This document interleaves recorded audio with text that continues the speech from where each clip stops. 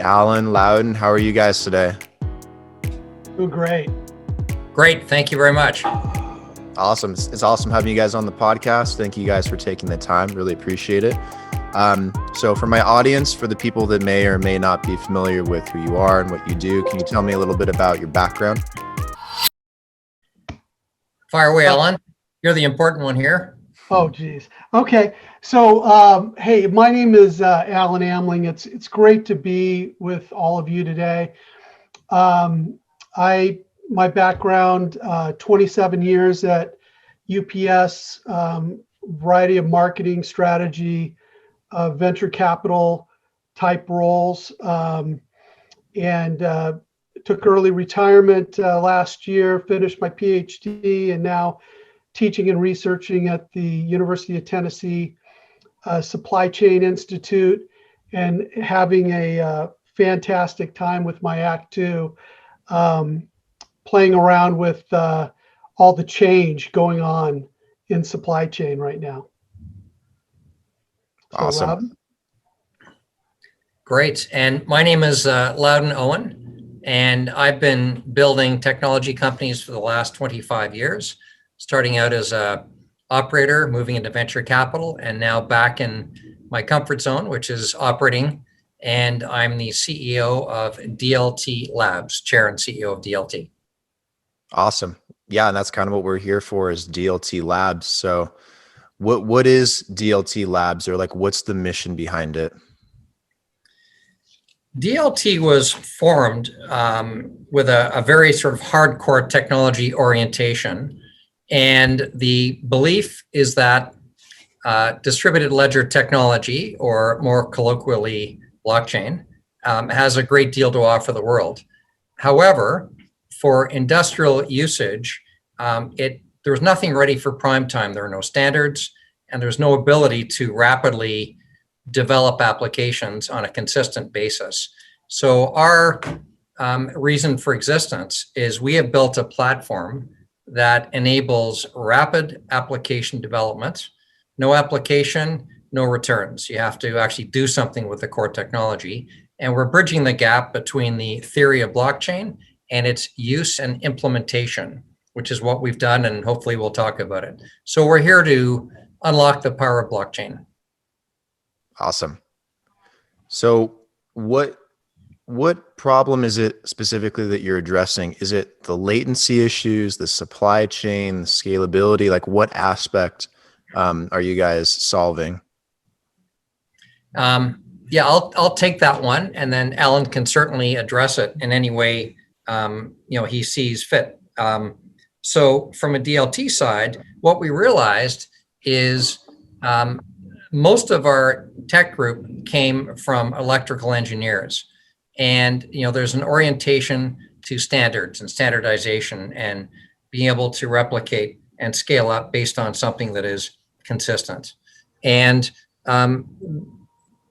the group kind of went down two parallel paths. One was graduation from school. I'm a little bit past that, by the way, but the tech team was graduation from school and making sure they could pay their bills, which typically meant working in the back offices and operating very, very large scale organizations, but back offices, and typically in financial institutions, not exclusively. And at the same time, blockchain kind of came to life, and it came to life and the whole distributed computing, more importantly, distributed ledger technology came into existence and became a topic. There were a host of organizations, including the tech group here, where all sorts of experiments were being done, and people referred to them very favorably as proof of concepts. But proving a concept is great, or POCs, but it's a little bit better if you can actually take it into production. And what we realized, we can talk about latency, we can talk about scalability, but at the core, what really happened was there were a lack of standards and a lack of an ability to develop applications where it was replicable. And that's what you need for industrial grade. So, there are kind of two universes.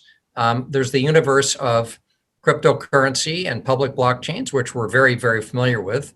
And, we've had a great deal of exposure to it. But there's the other world which is the world of people making things, delivering them, providing goods and services, and keeping things flowing. And that's where we thought the biggest need was, the most immediate need. So that's a gap that I mentioned before that we're bridging. So what was needed was an entire platform for very quickly and on a consistent basis developing applications where you didn't have to go back to square one. And so with our platform, what people do is they configure. So as opposed to constantly developing, as opposed to constantly reinventing the wheel, and we're very fortunate because it was built on the basis of being agnostic. So it doesn't matter to us which blockchain. We're not going to get in those religious wars. It doesn't matter to us which infra, what databases, and so on. It's the ability to very quickly, consistently develop applications, be able to rely upon them. They have to be able to be backward and forward, integrated. And we work with legacy systems, so we kind of back into whatever workflow people use. And the results have been pretty outstanding. So the goal was to make it useful, and the results have been, this has been a tremendously useful platform. And I guess we can talk about that a bit later as to where and how and at what scale. Yeah, and I'll add to that this is how Loudon and I met. So at the Global Supply Chain Institute, we have about a little over 250 member companies, and a subset of those companies are in what we call the Advanced Supply Chain Collaborative. And we're doing projects for them specifically looking at the intersection of supply chain and technology. And so one of the questions that came up from our member companies is, what about blockchain? Is it real? Is it just hype? Can you help us figure out, is there any there? And so we had a project called what's the ROI of blockchain? And we started exploring, talking to different companies that are, doing different pilots. And, Loudon mentioned, kindly called proof of concept, and we called it pilot purgatory, right? Because that's kind of what, most companies, they were just kind of spinning their wheels in pilot after pilot. And I had read about, this application with Walmart Canada, which Loudon's going to talk about, that DLT worked on with them, and that's how we got together. But it was in the context of I had already been talking to dozens of companies that had just been spinning their wheels, and it was so refreshing when I talked to Loudon. And one of the things he said that really struck me and has stayed with me is I talked to him about pilots, and he said, no, we don't do pilots. I was like, what? What do you mean you don't do pilots? He said, when we engage with the intention of commercializing this, that we're going to do this. And it is a subtle difference, but one that I think is really important for your listeners. And the reason is because when it's just a pilot, then it tends to be an IT project, right? The business really doesn't get involved. And right off the bat, that's just a recipe for failure. Because you're not going to have the input that you need, and the people that, the organization change that needs to happen, the people that need to buy in are not, you need to involve them. People support what they help create. I mean, it's a rule as old as the dawn of time. And that was the approach that I thought really separated DLT. Does that create extra business risk when you don't run a pilot, or is that more just philosophy based? Well, yeah, I'll let Loudon answer that one. But what I would say is, it's not that they don't do tests. It's not that they don't pilot. It's the intention, Okay. right? You have to have buy-in to commercialize it up front, or you won't get the involvement of the business. If it's just if you're just trying something out, which quite frankly, there's a lot of companies that are, blockchain is a solution in search of a problem. And you need to have the intent to solve a real problem that's impacting your organization. And then, of course, you're going to test it before you roll it out. But when you start with the intention of rolling it out, you're going to get the business people involved because they know that at the end of this test, they're going to own it. So, Loudon. I have a German Shepherd that just came in to join us on the podcast, Brandon. And he agrees very profoundly. So listen, you're right. We have to follow all of the disciplines and practices and testing. In fact, we follow more because we're preparing for production. And what I've been trying to communicate to people, and it's funny, it doesn't resonate with a lot of technology people, but it resonates very much with the business universe, which is we don't have the resources to invest in teaching the sort of early iterations of how to use this technology. We have resources where we can add a tremendous amount of value today. And there's a need, which is so apparent. I mean, it's so clear. It's not even negotiable. It's sort of black and white. And so in terms of orienting ourselves and how to communicate that, the orientation has been, we will only work with organizations that are committed to production. And exactly what Alan said, that means it has to start with a business problem, not a technology problem. It's maybe not fair, maybe it's not equitable in the world, but typically the IT groups are serving at the behest of business. That's it. And they're in a support role and a support function, and they may be doing very interesting experiments. They may be very advanced. They may have tremendous disciplines and expertise, but we need to communicate directly with the business unit or units. And because the magic of using this technology is the inter-organization or intra-organizational sharing of data. And the whole problem started back probably in the Garden of Eden, but organizations were built to work together. There's no point having a company and you simply sit around talking about how great you are. You never make anything. As the famous Steve Jobs said, real artists ship. The whole point is you build, develop, or provide a service or a good for other people. But information technology, its origins are very simple. It's to serve the people who pay the bills.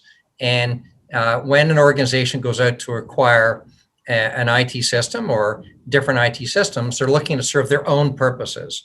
They're not wedded to the concept of how do we ensure that we can all exchange information. And there are a lot of efforts historically that have had mediocre success in trying to rectify that. And you'll see that there's a universe of system integration. It's getting close to $500 billion a year spent on trying to tie systems together that aren't made to tie together. That's why they have to be integrated. What we do is something different.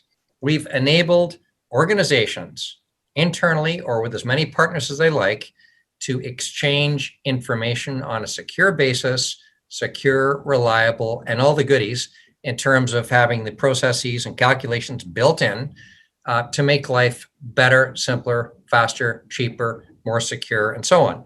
That requires the business units. So if you're doing it in isolation, what you're going to have is you're going to have an experiment, which could be instructive, but it's not actually going to provide ROI, tangible results. And what we've realized is those results are so profound that I know people say it's a no-brainer. I mean, nothing is, but we think it's profoundly important and valuable. Yeah, that definitely is important to have the business aspect involved because you're going to get a lot more done that way. And it's not going to just be, one of those black hole situations where they set up a pilot project and, something may come out of it, something may not come out of it, and you end up wasting a lot of time and money on it and something that should have been pushed in the first place, right? And speaking of industrial grade applications, and I think you guys brought up Walmart Canada a little bit ago, which I believe you guys launched an application for. What did that consist of? And is that like what you guys are aiming to do more of? Sure. So why don't I just explain for a couple of minutes, and I hope I won't take up the balance of the hour because I get too excited, but Yeah, no worries. for a couple of minutes what happened. Walmart itself, it is the largest company in the world by revenue. They sit on top of the supply chain, and they didn't get there by accident. They got there by being strategic and innovative. And different organizations, they carry the banner of being more innovative and less innovative, but it's a consistent theme throughout Walmart's history. Walmart Canada is a tremendously innovative organization, always have been. It represents probably just under 5% of Walmart sales on a global basis. And I happen to be based in Canada, but we have a very large country geographically and a lot of challenges in managing logistics. It's just not easy. Relatively small population, so we're very wide, but we're very skinny. So it's within a belt, more or less, along the border. What happened is the business units and the supply chain logistics side, and specifically transportation, use third-party carriers. So they use third-party organizations to help literally carry goods. And it's quite a large scale. Some of this has been captured in various case studies that we've done and published, but the most important element here is the industry had a challenge. And the challenge in the industry from the freight transportation side is there are a lot of variables. So if you're in the road haulage business, prices go up and down for fuel. How do you manage that risk? How do you manage a lot of things that can happen? What happens if you have a breakdown on the highway? Who pays for it? And how do you stay alive if you have these problems? And so the industry moved to relatively low and highly competitive fixed costs, but a series of variable costs added on top. And as they try and keep track of all this information, they have to now synchronize the information, and they have to figure out who owes who what. So what they realized, and this is across the industry, in fact, about $140 billion a day is tied up just in the US on transportation invoices, is that they were having great difficulty reconciling these amounts. And so they had these battling lists. We charge this much. No, you should have charged this much. Here's the discrepancy. How do we, what can we solve in terms of the discrepancy? Oh, let's move over here, and on and on and on, with everybody fighting back and forth over how much is owing. And it wasn't a question of, and I haven't seen this at all, by the way, it wasn't a question of a lack of integrity or ethics. It was simply different systems, a different basis of calculating, and a great deal of difficulty synchronizing it. So they came to us and they asked us, could we help? And what has been disclosed is that the level of disputes was around 70%, 70. So 7 out of every 10 deliveries had a dispute. And it's a little bit like accounting. If you look at accounting, if it doesn't balance, you don't know how much it's out. That's the problem. So it could be out $1, but that actually reflects a lack of synchronization, and the books simply don't balance, as people say. So what we did was we integrated with existing legacy systems, and it's on a one-to-one basis through what are called channels using Hyperledger Fabric. So it's permission-based. We ensured that the information derived from 3 sources, Walmart, each of the carriers, and from independent objective information, which is IoT, was all pulled together, put on a shared ledger, and there are processes if there are disputes along the way, but it's in one ledger, one source of truth, one information, one piece, and then the calculations are made on a predetermined basis. So that's what we did. And we did it inclusive of testing, we configured in 60 days. And we began in operations in January 2019 with a very large carrier they have and a terrific company called Bison. And we proved, and apart from all the other, Walmart's a tough company when it comes to IT. So they put us through our paces in terms of security and everything else. But as we graduated to full production, became the national standard, we realized that we basically eliminated those disputes. Because if there's only one number, it's hard to argue about what the number is. Mm-hmm. So we took a huge challenge they had, which was predicated on the inability to share information. We found a way to grab whatever information was available. And by the way, people call it real time. It's about as near real time as you can get. We put it on the shared ledger. It's transparent as between the two parties, so you can see what's there. There's no big secrets. And then the calculations are automated. And at that point, we've pretty well solved that problem. And it's almost like it's actually hard to believe that the problem was ever there. So I'm told that if we try and ever take the system out, there's going to be a riot with the carriers and with Walmart, and we believe them. But it turned out to be, to our knowledge, the largest deployment of industrial scale blockchain in the world, and with extremely significant ROI and very quick payback. Bringing shipment disputes down from 7 out of 10 to near zero is great for efficiency. So that's awesome if that's what you guys are getting. Is that what the next gen supply chain looks like ideally, or is there more to that? Oh, I'll let Alan address that. There's a great deal of next gen supply chain. Yeah, so when I think about the next gen supply chain, blockchain is part of it, but it's a bigger transition. It's from manual to digital. It is from tactical to strategic. It's from a focus on just cost to broader business outcomes. And so a lot of this, I think of these industry 4.0 technologies, which is blockchain and IoT, which Loudon is using both of those in his solution. But it's broader than that. And what I find so interesting is that when I look at what's happening to the supply chain, it's becoming more fragmented. It had been this, those who own the assets win, and you had these very tightly controlled networks. And if you have a few supply chain partners that you've been doing business with for years and years, the application, you don't really need blockchain. You can use current technologies for that.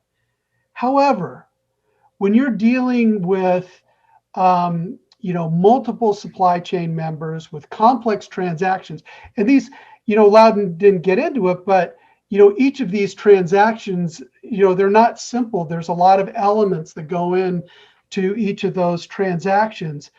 But to have commercial truth, to have a single version of the truth, is absolutely critical when that can be automated. Because I think about COVID-19 and what has happened since January. It's been extraordinary to see what's happened in the supply chain. Supply chains have had to be reconfigured. The last mile has gone absolutely crazy. You've got, Walmart, Amazon, Target, they're growing 70, 80, 90% in their e-commerce. You've got consumers, the ever demanding consumer, wanting goods faster, same day, next day, and Walmart and Amazon are accommodating them in the US. But in order to do that, they have to contract with multiple suppliers. So whether we're talking about gig workers or contractors, And it basically takes this solution that Walmart did with the carriers in Canada. And what was it, like 85 or 86? It was about carriers? 70 carriers. Yeah, 70 carriers. 70 carriers. But now think of that same solution applied when you have literally hundreds of carriers across the country, whether they're contractors or gig workers. Right now, a lot of that's done manually. And so when I think of the next gen supply chain, I'm thinking about sustaining innovation. So how do I use technology to do what I'm doing today better, quicker, faster, cheaper? And then disruptive innovation. Mm-hmm. How am I using this technology to create entirely new business processes? And so if you start to think about what Loudon is doing, you can say, okay, well, if I'm capturing all of that information and there is commercial trust now, how can I expand that into new offerings? And so, right now the supply chain, when you talk about supply chain, you're typically talking about the tactical movement of goods from point A to point B. But when you start integrating this connecting and thinking technology, you can start to think about supply chain as not only a way to get goods from point A to point B, but to actually interact and generate demand from consumers to provide financial services. It's a broader view of the supply chain of not just moving goods, but moving goods, information, and funds. And that's really, when you think about the next gen supply chain, that's what we're talking about. Brandon, just add something to that, because to us, we're all about the future. I mean, it's tremendously exciting. Right. But what we enable, we can build, or we can enable others to build integrated trade networks. And whichever parties are joined in that network are sharing the same information. And that's not a small deal, that's a big deal. So if you think, and Ellen mentioned in finance, for example, if you take a very personal example, you want to get a home mortgage. What do you have to get to a bank in order to get a mortgage? You've got to prove you own the house, or you're going to own the house. You have to prove what you paid for it. Someone has to do an assessment of the value. You've got to file the papers. You've got to prove you have insurance. Sometimes you need life insurance, and on and on and on and on. All those bits of paper, all those little elements add up. And typically, if you're a lender, you're working with what we would call derivative information. It's not actually the same information. It might be a copy. It might be something emailed. You don't know if it's true. You just don't know. So a very, very simple transaction like borrowing against a hard asset is complicated, because how do you share that information? When organizations are part of an integrated trade network, they have the same information at the same time. And you can imagine what that means. So in the context of, let's just take an example of a lending organization for mortgages. If they had all the same information, they didn't have to look up what the person's income was. They had access to it. They didn't have to look up the ownership. They had direct line of sight to the statute, whatever statutes are applying to prove ownership. To the land registry office, for example. They had direct line of sight to the insurance. It was all filed in the same place. All of a sudden, the cost of processing a mortgage is virtually eliminated. And think about it from the other side, which is, how do you actually enhance your offering as a lending institution? Now you want to add a different feature. You want to add a certain type of, let's say, a 5-year guarantee instead of a 3-year guarantee of rates. How do you do that? Well, now you can build an algorithm and you can do it in 10 minutes, as opposed to what happens today, which is, here's our new project. How are we going to launch it? How are we going to deliver it? How do we make sure it's secure? Which technology are we going to use? Now we have to go and get integrators, and on and on and on. So the power of having integrated trade networks, and in particular for financial institutions, is enormous. So I think that I don't want to be so bold as to talk about the future of supply chains, and that really is an area where Alan is a global expert. But what I can tell you is, even in the last year, as he points out, supply chains have changed. And it's ultimately driven by, you've got to serve the needs of the users. So users need lower prices. Users that are already intermediaries, like a financial institution, they need more direct access. They need lower cost. Users are demanding, for example, provenance. And so, if you look at the sourcing cobalt, which is something we worked on from the Congo, they want to make sure it's ethically sourced, and they want to make sure it's traced all the way through to the electric vehicles. So there's not much point, contributing with a social conscience to buying electric vehicles, and yet you're sponsoring abusive practices for the creation at the raw material stage. So consumers are demanding this. So I think the big change is it's kind of blending together, because marketing and branding is now integrated with supply chains. Finance and supply chains, that intersection that we talk about, it's already happened. It's the same need that consumers have. The only reason it's all chopped up and fragmented is history. It just didn't start this way, but it shouldn't be today. And the tools are there to integrate. Yeah, I think that is such an important point. It's there was a gentleman in the 60s named Theodore Levitt that called it marketing myopia, where people narrowly defined what industry they were in. So I'm in the railroad industry, not the transportation industry, right? And when you think of the business you're in narrowly, you reduce some opportunities. And what we're seeing in the digital world is businesses, they become, they cross industry boundaries with ease. So if you think about a Google or an Amazon, what industry are they in, right? Amazon, they sell books, but they sell everything else. They make movies. They provide cloud infrastructure. They're in logistics now. When you focus on the customer and what they need, as opposed to selling what you have, it changes the ball game. And these technologies allow you to do it. They remove boundaries that have been there in the past.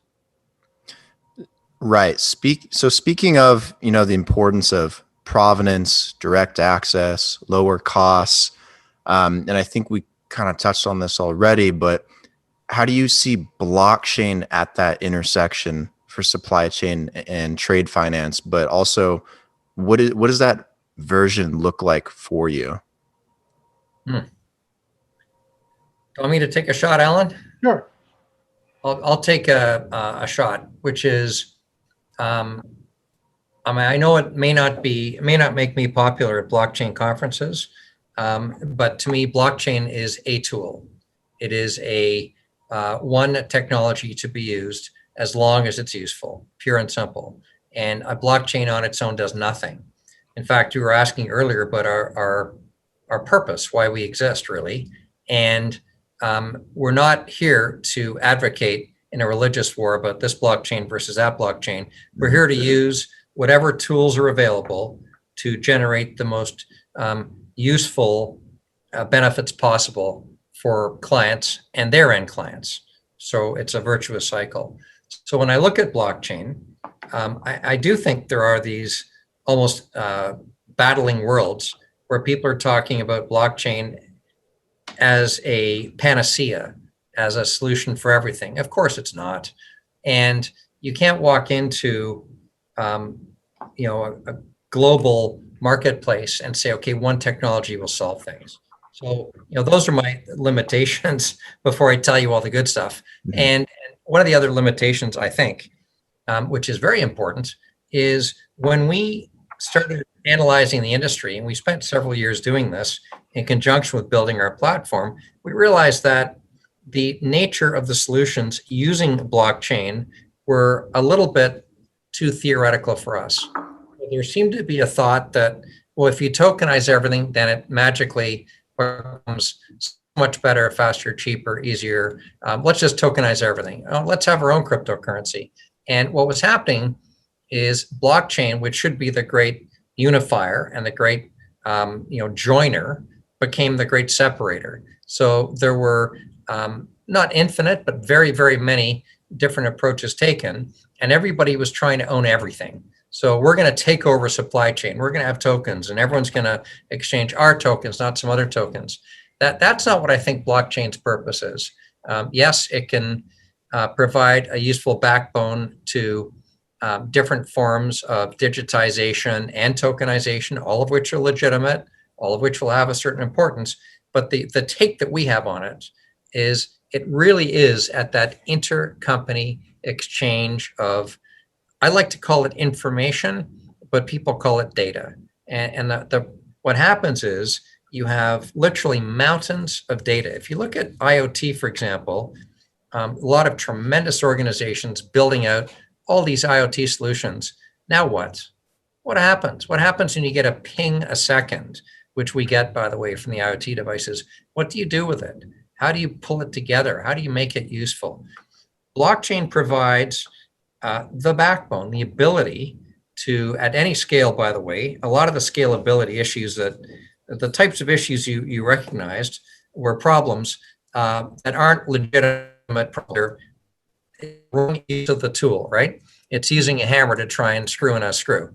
But what happens is, if you look back and you say, okay, where is blockchain most useful? It's in grabbing this information, putting it in one place, and making sure whatever process is needed to be followed is followed.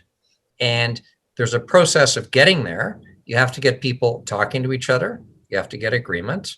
You have to ensure that there's a willingness to share that information, of course. But once you get there, blockchain actually does provide all sorts of capability you can't get anywhere else in our experience. So when we started, we were looking at, and everybody here comes from SQL backgrounds, and we were looking at all the various solutions that have been so important around the world. And we actually asked ourselves the question, and clients ask it quite often, why can't you just do this with whatever? Do it with Oracle. Why can't you just do it with whatever it is? Do it with a conventional relational database. And we tried. And what we found in terms of speed, consistency, security, and facility, in terms of exchanging information from multiple systems and multiple parties, there actually is no other way today that's as practical, as cost efficient, or as reliable. So that's kind of where we see blockchain fitting in. Yeah, Loudon, one of the things that we always tell companies is, when they bring that up, is if you can do it with another technology, do it, right? Yep. Do it. You should do it. With regard to the question about provenance, I think that is a really good application. And you see, companies from tuna and coffee providing a real value there, and a value that certain consumers are willing to pay for. So I think that's really interesting.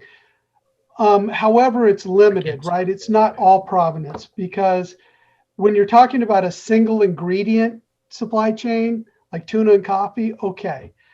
When you're talking about a cookie, right, it's a different story, right? When you've got 15, 20 ingredients going in there, and what's the value proposition. But the other thing that I hear a lot from companies, and there's some great organizations working on standard setting, but standard setting is difficult. It just is. And so it's really hard to get companies to agree on standards. But, if you can get standards, so, another blockchain that Walmart has is for leafy greens, right? And that's really important. So, if there's some kind of salmonella outbreak or something, they can track it back. I love that application. But, when you're talking to Kroger or some other store, they have their own blockchain. And so if you're on the receiving end of that, it gets really difficult to say, okay, now I've got to set up this blockchain and that blockchain. Wouldn't it be great if those blockchains communicated with each other? Well, you need standards for that. And while I hope that those standards are agreed on in the future, I think the way Loudon's going about it with permission-based blockchain is the right way to go. The other thing I'll say is that you always need to remember that every member of the blockchain needs to have a value proposition. Everyone needs to get something out of it. And if you have a member that is not getting anything out of the blockchain and you think you're going to strong arm them, well, I guess if you're Walmart, you probably can strong arm them, but most people can't. And so it's really important as you're planning, the application. What is the value proposition for every member of that blockchain? Right. Hugely important. And actually, interestingly enough, and I was going to ask you about sort of where you feel we are in this sort of blockchain adoption cycle. And it's hugely important because a network needs people in the network. You can't do it on your own. And it was pretty clear. And that's very, very interesting. So we found that, in fact, the Walmart Canada approach was fantastic for us. It was a dream because they didn't try and force the carriers. We showed the carriers, and the carriers became our advocates. And I think that's, in a sense, one future of blockchain, which is when people see the benefit, they experience it, save money, make money, operate better. A very tangible example is a couple of the folks at Walmart were saying they now got their Friday afternoons back. So instead of arguing about invoices on Friday afternoons, they can actually do constructive things and have nice conversations with the carriers. So, and Loudon, think about all of the people that were handling all of the dispute resolutions. That's not fun, right? That's a horrible job, right? You've just made their lives demonstrably better. It's a terrible job. No one wants to deal with that. Nobody wants. So, Alan, just from your perspective, sorry to jump in, Brandon, but I'm really interested. Just from what you're seeing in the industry, I mean, you're a real expert. Where do you think we are in the cycle of openness to blockchain or adoption in industry? So I think we're exiting the trough of disillusionment, right? I think the hype has burned off. And now it's what companies are asking us, like, what is the ROI? Where I just don't want to do a pilot. Where can I apply, or where can I use this technology? What sorts of problems can I solve with it?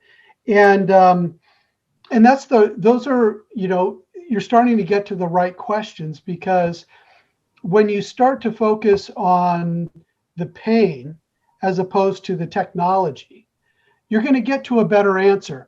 And the right answer might not be blockchain.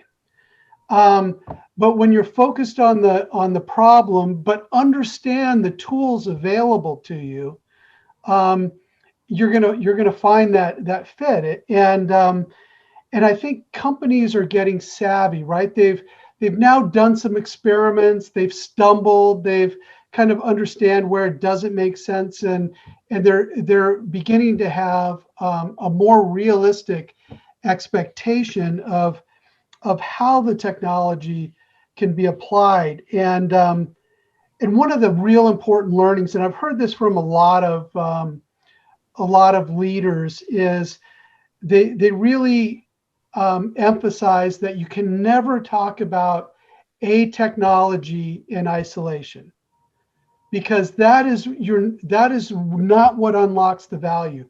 What unlocks the value is when you're combining blockchain with IoT, as Loudon has done, and then you're you're taking that information, that single source of the truth, and you're feeding that into an AI engine that's, that may have some machine learning algorithms that helps everyone in that blockchain that has access to that information get better.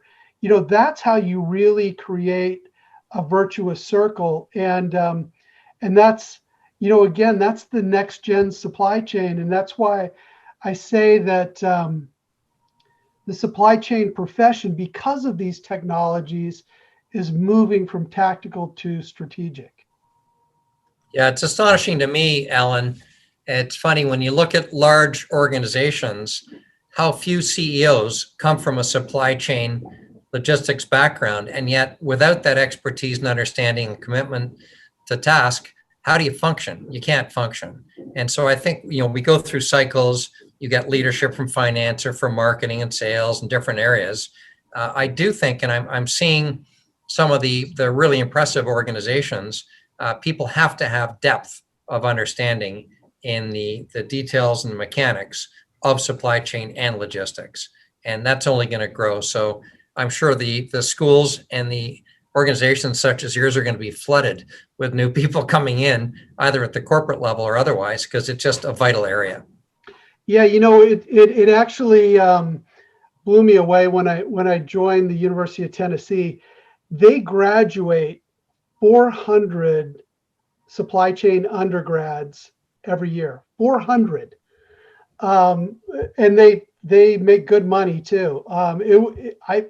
It was incredible, and allowed me to do things like the research that we did with you around blockchain, because I think, when we think of the next generation supply chain, there's a lot of education, a lot of learning that's going to go on, because kind of the core competencies that as a supply chain leader that got you where you are going to get you where you need to go. Yeah, I think education is a huge part of it, which is part of the reason why I'm doing the podcast, get information like this out there so people can, make better decisive decisions on like what they want to do for their future. If they're in college, if they want to get into supply chain, if they're already in the industry, how they can pivot and use blockchain as a tool. So yeah, education is huge.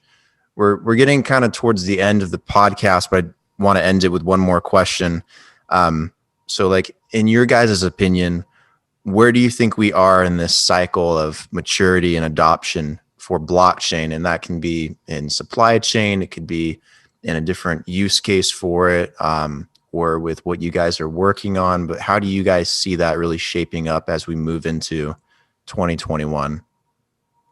Yeah, it's interesting. I mean, Alan addressed that in some ways, but I'm going to address it differently, which is, well, first of all, because I never answer the question, of course, I always go off my own, Brandon. But first of all, we are incredible advocates for education. And I think that is part of the process of adopting any new technology. But we do, as explained, work with AI and with IoT and with machine learning and so on. It's all one, it's integrated solutions. And last year, we trained 3,000 people in blockchain. Just by way of example, is our commitment to education at top Indian colleges and other colleges. And so what we're thinking is that we're at that point where we need to start generating a support universe and an informed universe of individuals and organizations that understand enough to at least consider using these technologies and using these solutions. So where is it all sort of headed to? The pandemic, which has obviously changed thinking, has really turbocharged people's understanding of different industries, but in particular supply chain logistics and trade. And so if you look at the importance of integrated trade integrating finance and supply chain, it has never been higher. We also have a need for agility, given geopolitical affiliations that keep changing, and people need to get what they need to get, and you got to get it from this country or that country, and you don't play around. If you're dealing with a pandemic, you need to survive. And we were helping out on the PPE side here in Canada and in the US, and figuring out where to source and how to do it quickly and with confidence. So I think that what it boils down to is, there's a classic importance to any new technology, but it's all underpinned by, and I don't want to, underemphasize this, return on investment. You have to get a return because you're looking at competing priorities. It's never, now it's time to use blockchain. Now it's time to use artificial intelligence. It's in a universe of competing requirements and priorities. And where I think it's headed to is, I believe this is going to become a higher on the list of considerations. And I think if people, the one thing that would make me very happy would be if I could tell you the ROI for what we did at Walmart Canada, because if we could, we'd have every Fortune 500 company lined up outside the door every morning. And we've got a lot of them already, but we'd have them all. So I think as it becomes more apparent and more accepted, and there are more third parties, all the great consulting organizations and groups that spend their life assessing and presenting the value, I think it's going to become at least high on the list of a consideration. Yeah. I guess the one thing that I'll add in my research that I've been doing over the last couple years for a book I have coming out next year, I came across this concept that was very consistent. I call it the Disruptor Trifecta. And that is, for organizations to be successful, they need to have three things in their executive team. They need to have good judgment. They need to have the experience in their industry. They need to know their industry. And they have to be technically savvy. And what I mean by technically savvy is you don't need to be able to, code in Python, but you need to know how these new technologies we've been talking about today change what's possible. Because if you don't, then you're making decisions, off of an incomplete set of information. And what I found was, in the companies that are really succeeding, they have executives that have all three of those things. Many incumbent companies, however, their executives are always really smart. They always know their industry, but they're missing this one other thing. I've also worked a lot when I was working with UPS Ventures with a lot of startups. And they're all technically savvy. They all are very smart, but they typically don't know the industry that well. They fail too. And so as companies are thinking about, how they move forward, they've got to shore up and have all three of these elements to unlock these things that Loudon has been talking about, and to truly embrace it. So Brandon, one of the benefits of the podcast, and thank you, by the way, is you've got Alan, who's an expert not only in supply chain logistics, but in innovation, and more broadly than even in the one domain. And I've always found it fascinating to listen to his insights and observations. And I think that's key for understanding blockchain, which is part of the innovation cycle. And it's at an important inflection point, but it's part of the overall, it's under that umbrella of innovation. And my German Shepherd, Charlie, agrees.